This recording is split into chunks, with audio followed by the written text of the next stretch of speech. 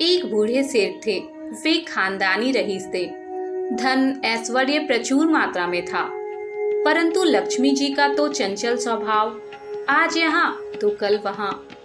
सेठ ने एक रात को सपने में देखा कि एक स्त्री उनके घर के दरवाजे से निकलकर बाहर जा रही है। उन्होंने पूछा, हे देवी, आप कौन हैं? मेरे घर में आप कब आई और मेरा घर छोड़कर आप क्यों और कहाँ जा रही हैं? वह स्त्री बोली, मैं तुम्हारे घर की वैभव लक्ष्मी हूँ।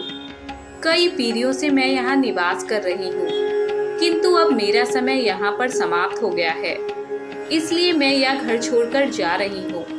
मैं तुम पर अत्यंत प्रसन्न हूँ, क्योंकि जितना समय मैं तुम्हारे पास रही, तुमने मेरा सदुपयोग किया। संतों को घर पर आमंत्रित करके उनकी सेवा की, गरीबों को भोजन कराया, कुएं तालाब बनवाए, गौशाला व प्याऊ बनवाए। तुमने लोक कल्याण के लिए कई कार्य किए। अब जाते समय मैं तुम्हें वरदान देना चाहती हूँ, जो चाहे मुझसे मांग लो। सेठ ने कहा, मेरी 4 बहुएं हैं, मैं उनसे सलाह मशवरा करके आपको बताऊंगा।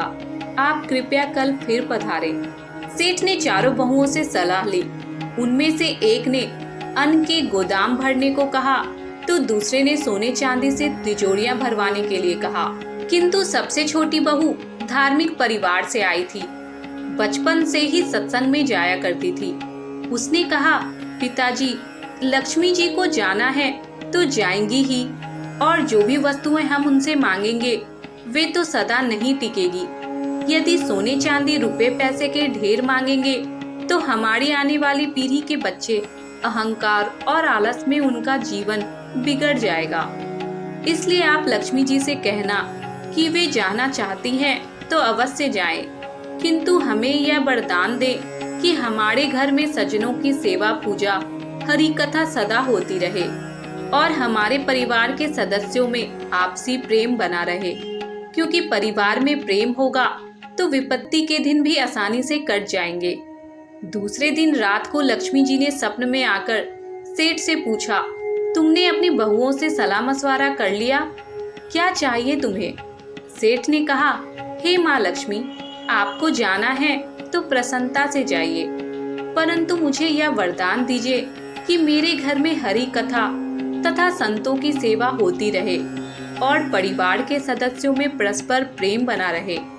यह सुनकर लक्ष्मी जी चौंक गई और बोली, यह तुमने क्या मांग लिया?